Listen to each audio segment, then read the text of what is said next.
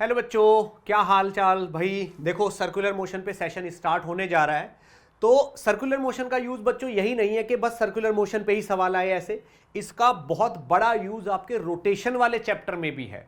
तो मैंने इसके सारे फॉर्मूले और टर्म्स यहां पे एक्सप्लेन किए हैं और ऑलमोस्ट हर कॉन्सेप्ट, जो भी इस पे थोड़ा सा भी कॉन्सेप्ट अगर नीट में आया तो वो मैंने यहां पे पूरा डिटेल में एक्सप्लेन किया हुआ है। उस पे सवाल है। इस सेशन के बाद आपको सर्कुलर मोशन की हर चीज एकदम क्लियरली समझ आ जाएगी, हर टर्म का मीनिंग समझ आ जाएगा और बिल्कुल मतलब क्वेश्चन किस तरीके से सॉल्व कर रहे हैं, क्या हमारी अप्रोच होनी चाहिए, वो आपको इस टॉपिक में बिल्कुल साफ साफ मिलेगी। और बच्चों, इसमें से कम एक क्वेश्चन तो पक्का ही है और किस्मत अच्छी रहती है तो इसमें से 2 क्वेश्चन भी आ जाते हैं, क्योंकि कभी कभी मोशन वाला सवाल यानी कि 1 डायमेंशनल मोशन या 2 डायमेंशनल मोशन वाले सवाल में भी इस टॉपिक का यूज हो जाता है। तो आप कह सकते हो कि कभी कभी 2 सवाल भी इस टॉपिक पे आते हैं। ठीक है बच्चों, तो कॉपी पेन लेके बैठना है, ठीक है ना, एक एक चीज को बहुत ध्यान से सुनना है और इस टॉपिक के खत्म होने के बाद भी थोड़ी सी प्रैक्टिस अपनी तरफ से करनी है। ठीक है बच्चों, चलिए स्टार्ट करते हैं। सर्कुलर मोशन देखिए, सर्कुलर मोशन होता क्या है, क्या होती है सर्कुलर मोशन। तो सर्कुलर मोशन का बहुत सिंपल कॉन्सेप्ट है, motion on circular path. Motion on circular path. अब सर्कुलर पाथ होना जरूरी है, सर्कल नहीं। सर्कल जरूरी नहीं है। अगर मान लो कोई ऐसे चल रहा है तो आप देखो यहां से लेके यहां तक का जो पार्ट है, आप चाहो तो उसको इस बड़े सर्कल का पार्ट मान सकते हो यूं। तो ये आपका सर्कुलर पाथ हो गया ए से लेके बी तक। तो अगर कोई पार्टिकल यहां पे यूं चल रहा है और ये थोड़ा सा सर्कल है, इसकी रेडियस आर है, तो इस पे भी सर्कुलर मोशन के पूरे फंडे लगेंगे। कोई पार्टिकल चलते चलते यहां पे आ गया तो आप देखो यहां से लेके यहां तक, मान लो सी से लेके डी तक, ये वाला पार्ट मान लो इस सर्कल का पार्ट है, ये इसकी रेडियस आर डैश है, तो इस पे भी सर्कुलर मोशन के फंडे लगेंगे। तो सर्कुलर पाथ होना चाहिए, बस सर्कल जरूरी नहीं है। सर्कल हो जाए तो अच्छी बात है, अगर नहीं है तो भी जरूरी, इसको सर्कुलर मोशन बोलते हैं। ठीक अब ये कह रहा है कि सुनते जाना, अगर कोई पार्टिकल किसी सर्कल पे सर्कुलर मोशन कर रहा है, ये ऐसे मान लो ये सेंटर है और पार्टिकल यहां से यूं चल रहा है, इसकी स्पीड v है और इसकी रेडियस r है, ठीक है ना। तो भाई इसको जो ये मिलाने वाली लाइन है ये ऐसे घूम रही होगी यूं, तो इस पार्टिकल का कुछ ओमेगा होगा। ओमेगा लिखा जाता है कि भाई इसने कितनी देर में कितना एंगल ट्रेवल कर लिया, दिस इज ओमेगा। और अगर बहुत थोड़ी सी ओमेगा की बात है तो omega is equal to d theta by d t, बहुत छोटी सी वैल्यू से भी निकाला जा सकता है। तो ये होता है ओमेगा। अब क्या होता है, अगर इसकी वेलोसिटी बढ़ती जा रही है, क्योंकि ओमेगा की वैल्यू v बाई आर भी होती है, तो आप v को r ओमेगा भी लिख सकते हो। अगर v को आपको वेक्टर फॉर्म में लिखने की पड़ी है तो ओमेगा क्रॉस r करके आप इसको वेक्टर फॉर्म में भी लिख सकते हो। अब जैसे एक्सेलरेशन होता है, यहां पे भी एक एंगुलर एक्सेलरेशन होता है अल्फा, तो अल्फा होता है D omega by d T, यानी कि जो वेलोसिटी है, जो खुद एंगल में चेंज पर यूनिट टाइम है, उस वेलोसिटी में कितना चेंज हो जाता है वो अल्फा है। This is known as angular acceleration, ये होगा। नेक्स्ट पे आते हैं कि नेक्स्ट में क्या बात बोली है उसने। तो ये ओमेगा की ही बात कर रहा है, जो मैंने आपको पिछले पेज पे बता दिया है, लेकिन यहां पे एक चीज बहुत जरूरी है, ये एक्सेलरेशन की बात कर रहा है कि भाई एक्सेलरेशन इज इक्वल टू क्या लिख रहा है, D omega by d T. ये हमने अभी पिछली स्लाइड पे देख लिया है।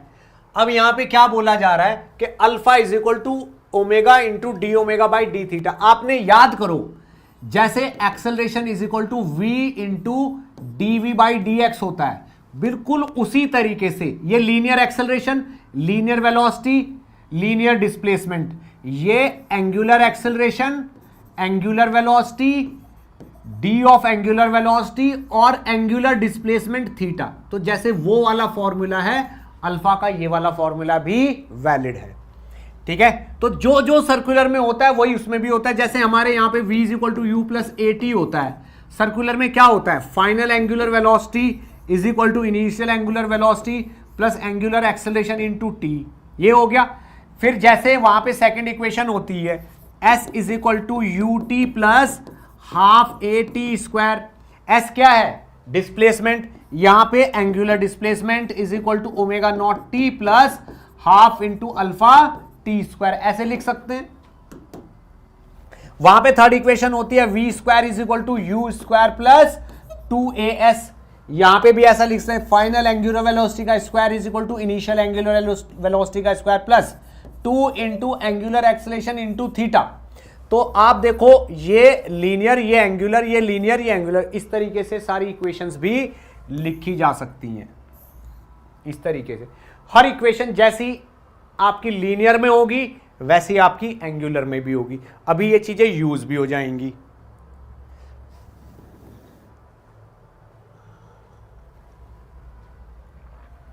अब ये कह रहा है कि v is equal to r omega, v is equal to omega cross r, ये मैं आपको बता चुका हूं अभी। ये हो गया अपना। अच्छा, रेडियल एयर सेंट्रीपिटल एक्सेलरेशन, ये जो पॉइंट मैं अब आपको बताने वाला हूं ये ध्यान से सुनना। कोई भी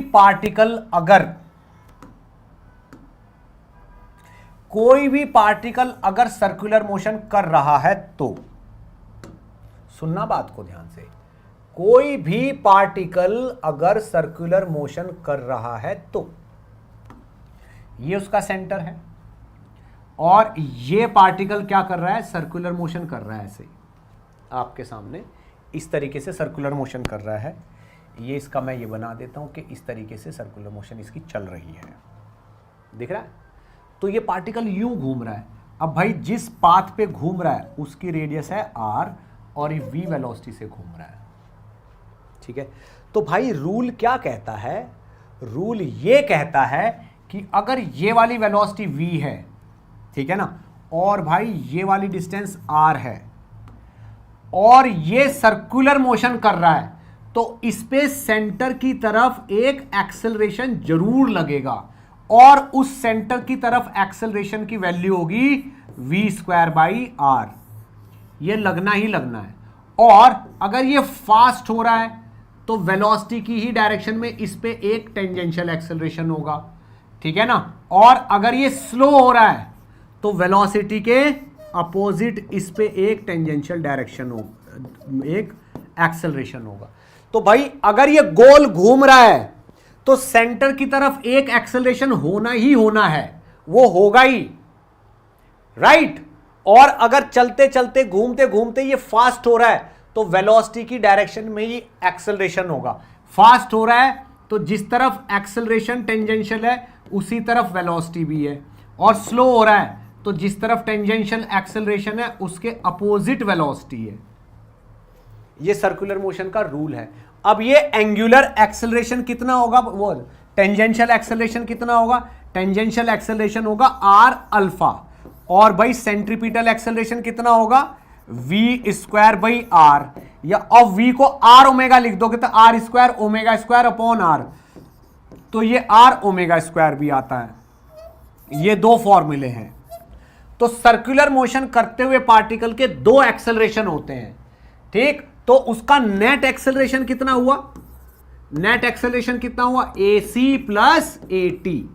तो इन दोनों टाइप के एक्सेलरेशन को आप जोड़ दो, नेट एक्सेलरेशन हो जाएगा।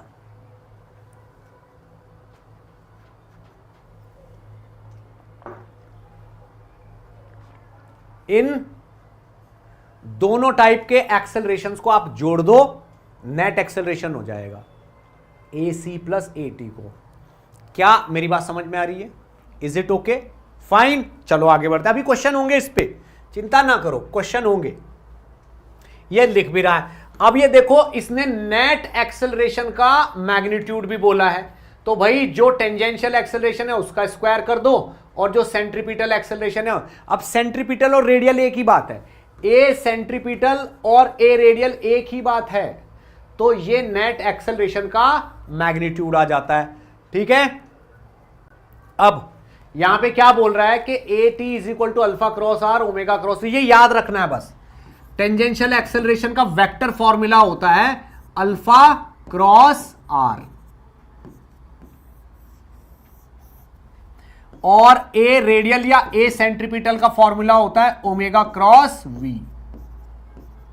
भाई ये बस याद रखना, ऐसे ओमेगा क्रॉस वी, बस इनको याद रखना। डायरेक्शन निकल आती है ना इससे। ठीक, अब ये क्या बात है, ये बोल रहा है कि नॉर्मल रिएक्शन कितनी होती है कॉनकेव ब्रिज पे। मान लो कोई आदमी ऐसे चलते हुए आ रहा है, अब ऐसा ब्रिज आया और यूं चला गया, ये आपका कॉनकेव ब्रिज है। तो जब ये गाड़ी यहां पे होगी तो इसमें क्या होता है कि भाई यहां से लेके यहां तक का पार्ट सर्कुलर है, ठीक है ना। तो आप क्या करते हो, इतने पार्ट को सर्कुलर मान लेते हो, ये वाले को, ये आपने सर्कुलर मान लिया इसको, इतने पार्ट को, ठीक है ना। ये सेंटर हो गया, तो ये सर्कुलर मोशन हो गई। तो वो ये कह रहा है कि अगर m मास की गाड़ी v वेलोसिटी से यहां चलती है तो इस पे यहां एक नॉर्मल फोर्स लगता है। उस नॉर्मल फोर्स की वैल्यू कितनी होगी, m v square by r और प्लस एम जी, ये उस नॉर्मल फोर्स की वैल्यू होगी जो यहां लगेगा, ठीक, कॉनकेव पे। अब कुछ लोग कहेंगे सर ये तो रटना हो गया, इसको एक बार जरा सा समझा भी दो, हमें थोड़ा सा समझ आ जाएगा। तो इसको मैं समझा रहा हूं, ध्यान से सुनना। अगर मैं इसका एफबीडी बनाऊं तो ये तो सर्कुलर पाथ पे चल रही है, तो इसका एक्सेलरेशन सेंटर की तरफ जरूर होगा, बिल्कुल। अब इसका नीचे mg लग रहा है, बिल्कुल।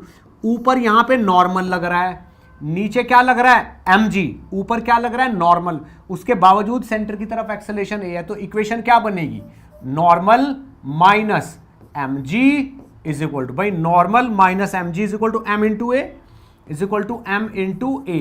तो नॉर्मल की वैल्यू हो गई आपकी mg प्लस ma, यानी कि mg plus m into centripetal acceleration. अब वेलोसिटी अगर v है, रेडियस इसकी r है, तो ये हो जाएगा v स्क्वायर बाई आर। अब यही इसने लिख के बताया कि भाई रट लो,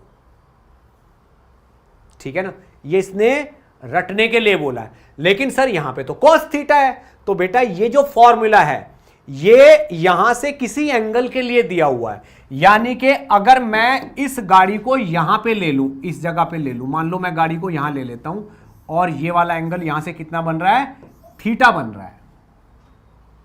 ये कितना बन रहा है, थीटा बन रहा है। तब यहां पे ये वाला जो नॉर्मल होगा वो इतना होगा। अगर ये वाला थीटा है तो यहां से ये वाला भी थीटा होगा। तो इस जगह पे किसी एंगल थीटा पे अगर ऐसा है तो ये होगा। क्या मेरी बात समझ में आई? तो ये उसके लिए है कि अगर थीटा पे, अब थीटा की वैल्यू 0 है तो कॉस थीटा 1 हो जाएगा, तो mg plus m v square by r आ जाएगा, जो मैंने यहां पे आपको लिख के दिखाया है इस लोवेस्ट पॉइंट पे। ठीक, अब यही बात इसने किसके लिए की है, कन्वेक्स के लिए की, कि भाई एक गाड़ी ऐसे आ रही है, अब यूं आया और यूं चला गया, तो हम भाई इतने पार्ट को, ठीक है ना, तो ये वाला जो पार्ट है हम इसको यहां सेंटर मान सकते हैं, और गाड़ी हो सकता है यहां से यूं जा रही हो इस तरफ v वेलोसिटी से। तो वो कह रहा है कि इस पे नॉर्मल कितना होगा, तो यहां पे नॉर्मल फोर्स जो लगेगा n, इसमें mg नीचे भी लगेगा और सेंटर ये है, तो इन सब के बावजूद एक सेंटर की तरफ एक्सेलेरेशन a भी होगा। तो आप खुद देखो, mg नीचे, नॉर्मल ऊपर, एक्सेलेरेशन नीचे, तो यहां पे mg minus n is equal to m into a आ जाएगा। तो यहां पे n की वैल्यू आ जाएगी mg माइनस ma, यानी कि नॉर्मल की वैल्यू हो गई mg माइनस ma, यानी कि m into v square by r, ये हो गई। अब वो कह रहा है कि ये काम अगर थोड़ा सा आगे हो जाए, यहां पे गाड़ी यहां के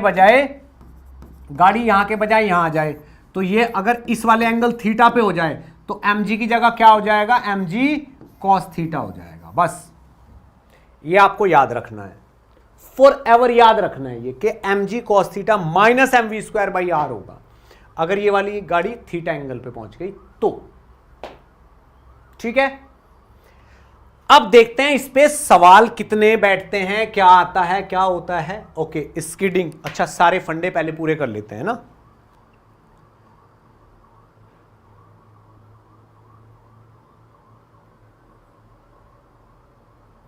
एक तो यार इतने ऐड आते हैं ना यूट्यूब पे, ठीक है। अरे भाई जो बड़े बड़े टीचर्स हैं उनके उसमें ऐड दे दो, हमारे इसमें ऐड दे रहे हैं, बताओ यूट्यूब वाले भी।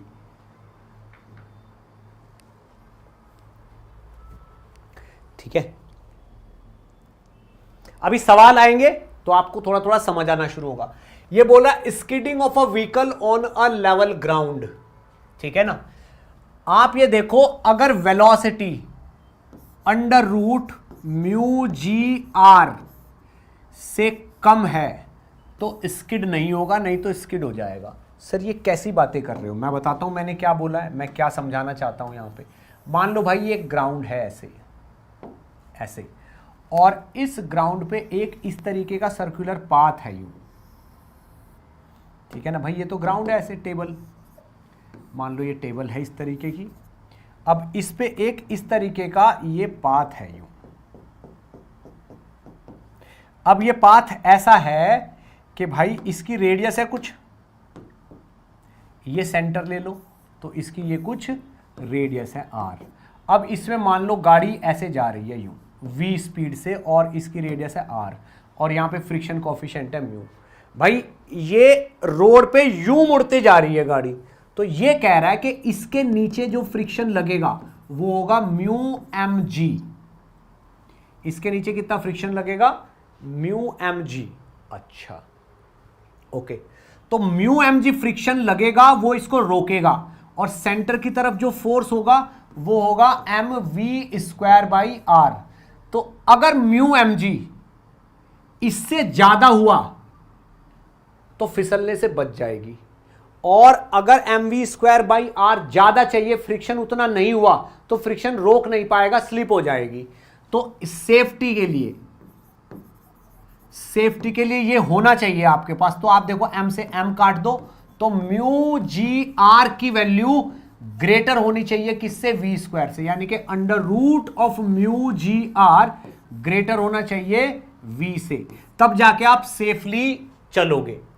तो आप देखो म्यू जी आर की तरफ ही तो ये मुंह खुला हुआ है ना ऐसे, तो म्यू जी आर ज्यादा होना चाहिए स्पीड से। अगर आपने म्यू जी आर से ज्यादा स्पीड दी तो आप स्किड हो जाओगे, गाड़ी फिसल जाएगी यहां पे इस सरफेस पे। तो ये सेफली टर्न लेने के लिए जरूरी है। ओके ठीक है, सेफली टर्न लेने के जरूरी है। तो मान लो क्वेश्चन ये पूछ रहा है वो कि एक गाड़ी चल रही है 36 किलोमीटर पर आवर की स्पीड से, ओके, रेडियस है 20 मीटर, रेडियस कितनी है? 20 मीटर, म्यू की वैल्यू है 0.6। क्या सेफ है? Is it safe? तो आप देखो under root mu g r यानी कि 0.6 into 10 into 20, under root mu g r कितना हुआ? 20 10 200, 200 और 6 120, अंडर रूट ऑफ 120 तो म्यू जी आर हुआ, और v कितना हुआ? 36 किलोमीटर पर आवर। अब 36 को अगर मैं 5/18 से मल्टीप्लाई करूं तो ये आ जाएगा 10 मीटर पर सेकेंड। तो वेलोसिटी का मतलब है 10 मीटर पर सेकेंड। अब रूट ऑफ 120 और 10 मीटर पर सेकेंड में कौन ज्यादा है? ये ज्यादा है। तो देखो रूट ऑफ 120 तो 10 मीटर पर सेकेंड से ज्यादा है, 120 का अंडर रूट तो 11 के आसपास आएगा, ठीक है ना, इसलिए सेफ है, बहुत आराम से टर्न ले लेगी। वो कह रहा है कि इतनी रेडियस पे इतनी स्पीड से अगर फ्रिक्शन कोएफिशिएंट इतना है तो क्या टर्न ले लेगी? आंसर है यस, यस टर्न ले लेगी बिना फिसले। अगर ये 0.56 के बजाय 0.4 होता तो ये अभी रूट 80 होता, और रूट 80 कम पड़ जाता स्पीड से, ठीक है ना। तो स्पीड ज्यादा हो गई मतलब फिसलोगे अब आप, ठीक है। चलिए अब ये क्या है? Bending of the cyclist. देखो भाई कहीं कहीं पे क्या होता है कि जब हम ऐसे टर्न लेते हैं तो रोड को ऐसे तिरछा कर दिया जाता है, और तिरछी रोड पे ऐसे टर्न लेते हैं हम, तो वो जो बैंकिंग होती है वो इस तरीके की होती है। तो अगर हमने यहां पे ये सेंटर है और ये कोई गाड़ी है ऐसे, अब ये गाड़ी ऐसे जा रही है तो पीछे से दिख रही है आपको। अब ये गाड़ी इस तरीके से जा रही है कि इस गाड़ी की जो टर्निंग है उसकी रेडियस इतनी है यहां पे, ये तो रेडियस है। और गाड़ी चल रही है अंदर की तरफ v वेलोसिटी से, m इसका मास है। तो इस रोड की बैंकिंग कितनी करनी पड़ेगी हमें, tan theta is equal to v square by r g. यानी कि अगर आप r रेडियस की रोड पे v स्पीड से जाना चाहते हो और कोई फ्रिक्शन नहीं है, म्यू इज 0, आप r रेडियस की रोड पे ऐसे मुड़ना चाहते हो, भाई ये क्या मुड़ने वाली तो डिस्टेंस है, ये चीज ये है कि ये ऐसे मुड़ रहे हैं, हम मुड़ना चाहते हो आप, ठीक है, v स्पीड से r रेडियस के टर्न पे, तो आपको बैंकिंग tan थीटा के बराबर करनी पड़ेगी। फॉर एग्जाम्पल मान लो आप चाहते हो कि एक रास्ता है जिसकी रेडियस 50 मीटर है, आप चाहते हो वहां पे 36 किलोमीटर पर आवर की स्पीड से आप सेफली टर्न ले लो, सेफली टर्न हो जाए, तो बताइए tan थीटा कितना रखना पड़ेगा हमें, थीटा कितना रखना पड़ेगा, ठीक है। तो आप सोचिए v को अगर मैं मीटर पर सेकंड में कन्वर्ट करूं तो 36 इंटू 5/18 से मल्टीप्लाई करते तो डायरेक्ट मीटर पर सेकंड में आ जाती है, तो ये 2 आ गया, तो 10 मीटर पर सेकंड की तो स्पीड हो गई v की, ठीक है ना। तो tan थीटा हो जाएगा आपका v का स्क्वायर, यानी कि tan का square divided by r into g, तो 100/500 यानी कि 1/5 tan थीटा की वैल्यू हो गई। यानी कि अगर ये हाइट h है और ये विड्थ w है, तो हाइट अपॉन विड्थ की वैल्यू कितनी आई है, 5 ये। तो यानी कि अगर 5 मीटर की रोड है, 5 मीटर चौड़ी रोड है, तो उसको 1 मीटर उठा दो, कितना उठा दो, 1 मीटर उठा दो, तो इस स्पीड से सेफली टर्न ले पाओगे। क्या बात समझ में, इसको 1 मीटर उठा दो तो सेफली टर्न ले पाओगे, दैट्स इट, ये हो गया, राइट। चलिए आगे चलते हैं।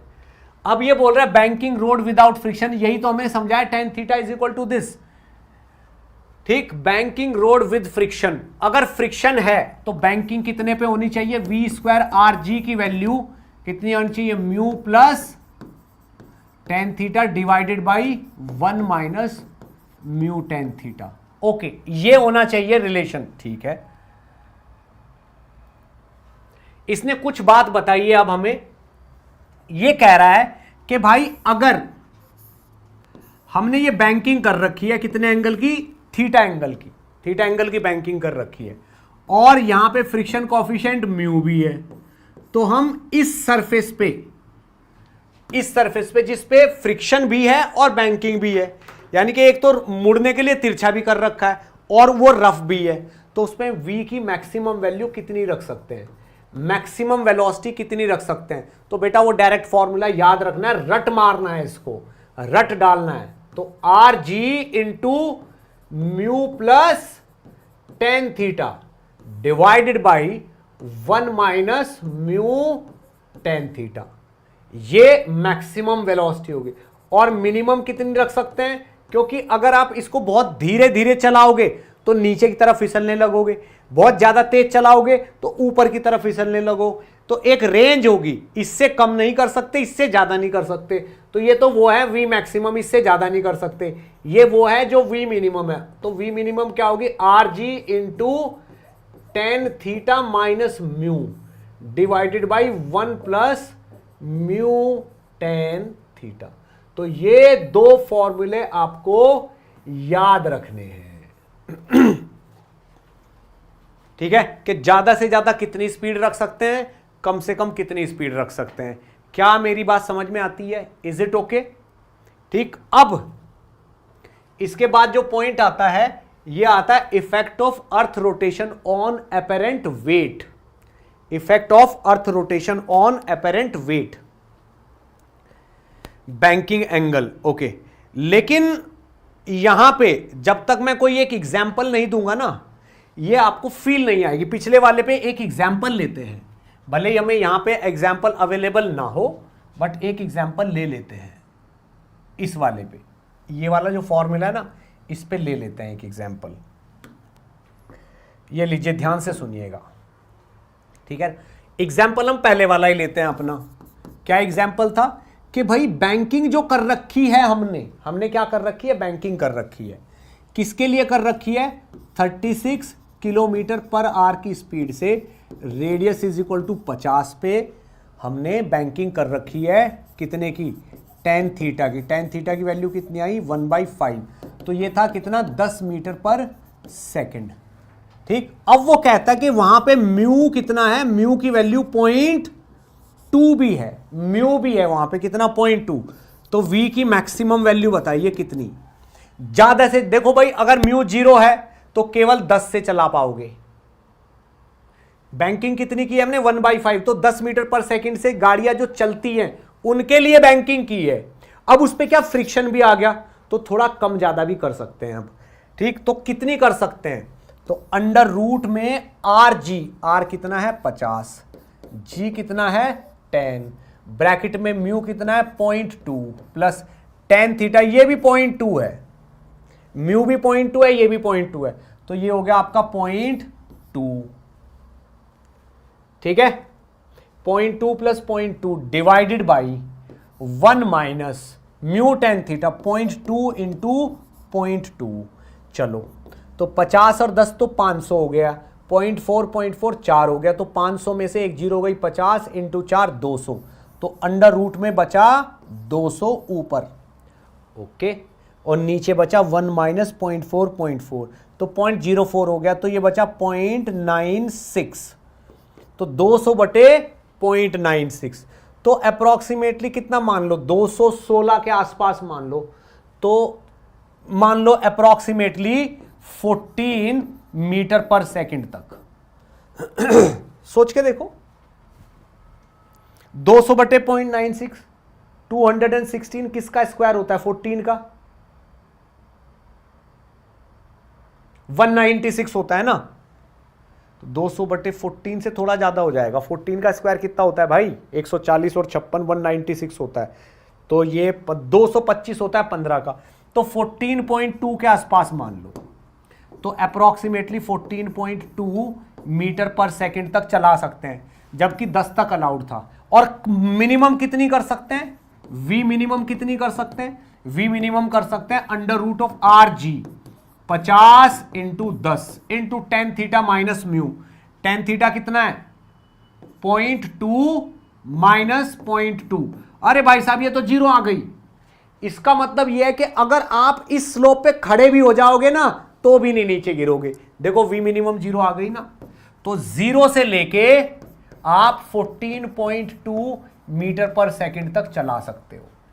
यानी कि इस पे नीचे तो आप फिसलोगे ही नहीं भाई, फिसलोगे ही नहीं। इंक्लाइन प्लेन का म्यू भी इतना ही है, ठीक है ना, और tan थीटा भी इतना ही है। म्यू और tan थीटा बराबर होते हैं, तो इस पे आप फिसलते ही नहीं हो, स्टेशनरी रहते हो, तो बहुत बढ़िया बात है। ये तो बहुत ही अच्छी बात है। ठीक है, तो tan थीटा की वैल्यू अगर मैं म्यू की वैल्यू 0.1 कर दूं, 0.1 कर दूं, तो ये आ जाएगा कुछ ना कुछ, फिर ये भी कुछ और आ जाएगी। क्या क्वेश्चन समझ आया आपको? ठीक है ना, तो अब आप यहां पे मिनिमम 0 और मैक्सिमम 14.2 तक कर सकते हो, मतलब रेंज बढ़ा सकते हो बैंकिंग में। ठीक है, 0 तक। इसके नीचे करने की तो जरूरत ही नहीं है, ये तो कुछ भी है, 0 आ गया ना, इसका मतलब 0 की वेलोसिटी से लेके 14.2 तक आप जा सकते हो, जबकि अलाउड कितना था? 10 था। अगर फ्रिक्शन 0 कर दो तो 10 मीटर पर सेकंड पे ही आप चल पाओगे, उससे कम भी नहीं चल पाओगे, ज्यादा भी नहीं चल पाओगे। ठीक है, अब ये क्या? Effect of rotation on apparent wait. भाई ये वाला भी बहुत दिमाग चाटने वाला ये है। इसमें क्या होता है, जैसे ये अर्थ है, ओके भाई, इस अर्थ का क्या हो रहा है? इस अर्थ का एक इक्वेटर होता है, ये इधर की साइड ले लो, ओए हाय, ये ले लो, ये इस अर्थ का ये एक इक्वेटर है।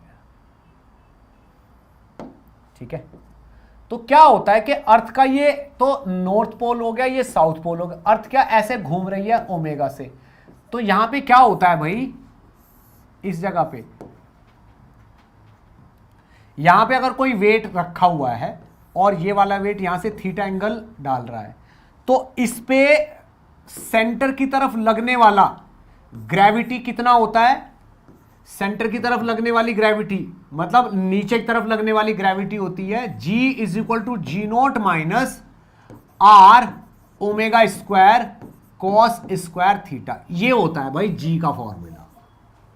मतलब क्या है कि आप देखो जो इक्वेटर है, इक्वेटर पे theta is equal to 0 degree है और यहां पे theta is equal to 90 degree है। तो आप देखो अगर जी को देखो, जी क्या है, मैक्सिमम वैल्यू ऑफ जी है, ये जी नॉट जो कि पोल पे होती है, या जी एट पोल, ये पोल पे होता है। पोल पे ग्रेविटी सबसे ज्यादा होती है, इक्वेटर पे सबसे कम होती है। तो जब हम ऐसे ऊपर की तरफ जाते हैं तो ग्रेविटी इंक्रीज होती है, इक्वेटर पे ग्रेविटी सबसे कम होती है। तो इक्वेटर से जैसे जैसे हम ऊपर जाते हैं ग्रेविटी बढ़ती चली जाती है इस तरीके से। ठीक, आर क्या है, रेडियस, ओमेगा क्या है, जितने से ये घूम रहा है, थीटा क्या है, वो यहां से ये वाला एंगल है। तो इस तरीके से effect of earth rotation on apparent wait.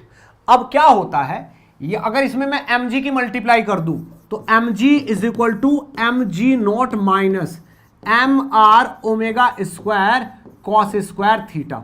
अगर आप पोल पे जाते हो तो ये आपका वेट होता है।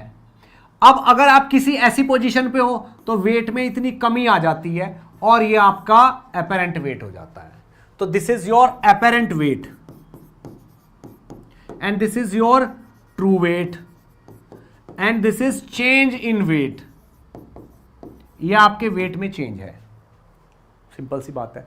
तो अर्थ के रोटेशन की वजह से जब हम ऊपर की तरफ जाते हैं जी की वैल्यू इंक्रीज होती है, नीचे जाने पे भी जी की वैल्यू इंक्रीज ही होगी, डिक्रीज नहीं होगी। इधर जाने पे भी जी की वैल्यू इंक्रीज ही होती है, ऊपर जाने पे भी इंक्रीज होती है। इक्वेटर पे मिनिमम होती है, जी की वैल्यू मिनिमम होती है एट इक्वेटर और जी की वैल्यू मैक्सिमम होती है एट पोल, पोल पे। तो ये फॉर्मूला आपको यही बताता है कि किस जगह पे कितना वेट आएगा। तो एन क्या है, एन आपका यहां पे जो भी वेट शो कर रहा है वो है। mg क्या है, आपका पोल पे जो खड़े हो जाओ जाके वो वेट है। और ये क्या है, ये कमी है दोनों वेट की डिफरेंस की। ठीक, ओके। अब मुझे ऐसे लग रहा है कि भाई यहां पे मुझे थोड़ा सा ब्रेक लेना चाहिए। रिलेशन अमंग एंगुलर वेरिएबल्स ये तो मैं बता चुका हूं, ये वेलोसिटीज वगैरह तो मैं बता चुका हूं। ठीक है, तो चलो ये वाला क्वेश्चन देखते हैं, एक मिनट देखते हैं। हाँ बेटा, सेफ बैंकिंग,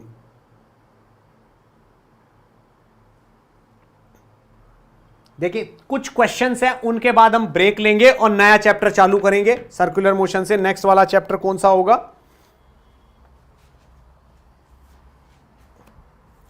ठीक, पहले ये वाला सवाल देखते हैं। ये बोल रहा है a wheel is rotating at 900 RPM. तो ओमेगा की वैल्यू कितनी है, 900 RPM. Okay, about an axis when power is cut off it comes to rest. अब फाइनली ओमेगा की वैल्यू 0 हो गई, कितनी देर में, in t is equal to 60 second, 60 second में 0 हो गई। द एंगुलर रिटार्डेशन इज, तो भाई omega is equal to omega not plus alpha t, ये होगा। अब ये फाइनल ओमेगा हो गया 0, इनिशियल ओमेगा कितना है 900 आरपीएम। तो भाई 900 आरपीएम यानी कि रिवोल्यूशन पर मिनट, यानी कि 900 चक्कर पर मिनट, यानी कि 900 इंटू 2 पाई रेडियन पर 60 सेकेंड। एक जीरो से ये जीरो खत्म, 6 से ये कट के 15 आ गया, 15 दूनी 30, 30 पाई रेडियन पर सेकेंड, ये ओमेगा आ गया। तो आरपीएम को ओमेगा में कैसे बदलना है ये मैंने अभी आपको सिखाया है। 900 आरपीएम यानी कि 900 इंटू 2 पाई रेडियन इन 60 सेकेंड, 30 पाई हो गया। तो ये इनिशियल वेलोसिटी कितनी थी, 30 पाई रेडियन पर सेकेंड थी, तो माइनस का अल्फा इंटू 60 सेकेंड हो गया। तो अल्फा की वैल्यू तो निकालनी है, तो अल्फा हो गया आपका 30 पाई divided by 60 second, divided by 60 second, तो इतने रेडियन पर सेकेंड डिवाइडेड बाई सेकेंड। तो this is pi by 2 radian पर सेकेंड का स्क्वायर, ये आंसर हो गया। π/2 कहां पे लिखा हुआ है, ये रहा। ठीक, इस टाइप का सवाल आएगा।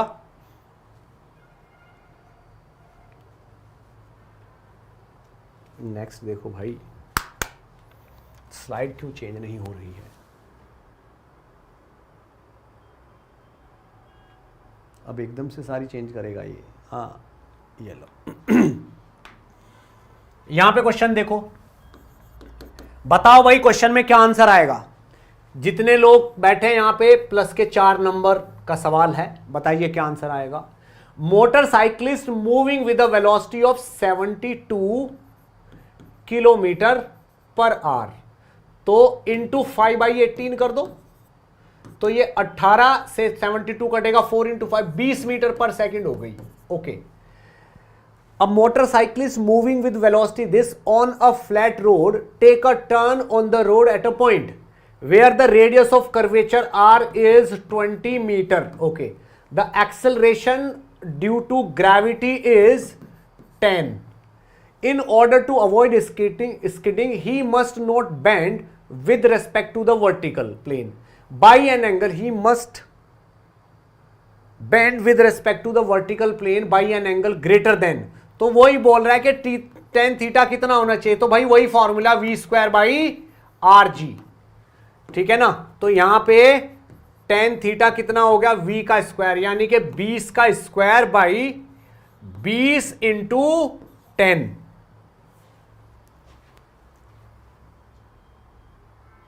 v²/rg, तो भाई यहां पे तो ये 2 आ गया, tan theta is equal to 2, तो theta is equal to tan inverse 2। क्या आंसर बैठ रहा है भाई, बी बैठ रहा है। ठीक है ना, देखते हैं कितने लोगों ने आंसर दिया है। ओके, आयुषी सर लेक्चर कितने बजे तक चलेगा? बेटा अभी कुछ भी नहीं कह सकता मैं, अभी तो सर्कुलर मोशन ही हुआ है, अभी सेंटर मास होगा, रोटेशन होगा, उसके बाद हीट वीट होगी, एसएचएम होगा, वेव्स होगा, फ्लूइड भी होगा, चलेगा अभी तो। ठीक है ना, Samarnika B, Salman B, Mandira B. Can anyone tell me how many chapter have been done yet? बेटा रेक्टिलिनियर मोशन हो गया, प्रोजेक्टाइल मोशन हो गया, एनएलएम हो गया, फ्रिक्शन हो गया, वर्क पावर एनर्जी हो गया, सर्कुलर मोशन हो गया। ठीक है, ओके चलो, अभी मैं बस ब्रेक देने वाला हूं थोड़ी देर में, 1-2 मिनट में ब्रेक देने वाला हूं। ये देखो, a particle is moving in a vertical circle, the tension in the string when passing through 2 position at an angle of 30 degree and 60 degree with the vertical, ये बताना है। तो देखो भाई यहां पे थोड़ा सा हमें काम करना पड़ेगा। ये कह रहे हैं कि ये वर्टिकल सर्कल है, बहुत अच्छे, बहुत बढ़िया बात है। ये यहां तक, तो ये कह रहा है कि यहां पे एक ऐसे थ्रेड बांधा हुआ है, तो एक तो 30 डिग्री हो गया, एक 60 डिग्री हो गया, एक बार तो वो यहां पे है, एक बार यहां पे है, 2 एंगल दिए हैं उसने। तो वो बोल रहे हैं a particle is moving in a vertical circle, the tension in the string when passing through 2 position at an angle 30 degree and 60 degree from vertical lowest positions are T1 and T2 respectively. तो T1 T2 की बात कर रहा है ये। ठीक, अब बात को समझना आप, ये वाला एंगल 60, ये 30, यहां पे अगर मैं mg लेता हूं और इस तरफ का टेंशन में T लेता हूं, ठीक है ना, और इसकी स्पीड में यहां पे v लेता हूं, तो सेंटर की तरफ एक एक्सेलरेशन आएगा, कुछ एक्सेलरेशन आएगा सेंटर की तरफ, और mg का एक कंपोनेंट आएगा mg cos थीटा, ये mg का cos थीटा भी तो आएगा। तो आप देखो किसी भी जगह पे टेंशन की वैल्यू क्या होगी, tension minus mg cos theta, tension minus mg cos theta is equal to m into v²/r। तो t इज इक्वल टू हो जाएगा m v²/r plus mg cos theta. तो ये कह रहा है कि 30 डिग्री पे तो T1 है, तो यहां पे टेंशन T1 है और यहां पे T2 है, बात को समझना, ठीक है ना। तो अगर मैं 30 डिग्री की बात करता हूं तो वो थोड़ा नीचे आ चुका है, यानी कि mv² भी ज्यादा है, ये भी ज्यादा होगा, और cos 30 और cos 60 में cos 30 बड़ा होगा, ये वाली वैल्यू भी बड़ी होगी, तो T1 will be greater then T2, तो T1 will be greater then T2, यानी कि T एट 30, मुझे नहीं पता 1 कौन सा है, T at 30 degree will be greater than T at 60 degree, ये मैं जानता हूं, बस एग्जैक्ट तो नहीं बता सकते but greater than less than बता सकते हैं। तो T1 is greater than T2 अगर यहां पे T1 है और यहां पे T2 है 30 डिग्री पे, यही तो बोल रहे हैं ना, 30 60 T1 T2।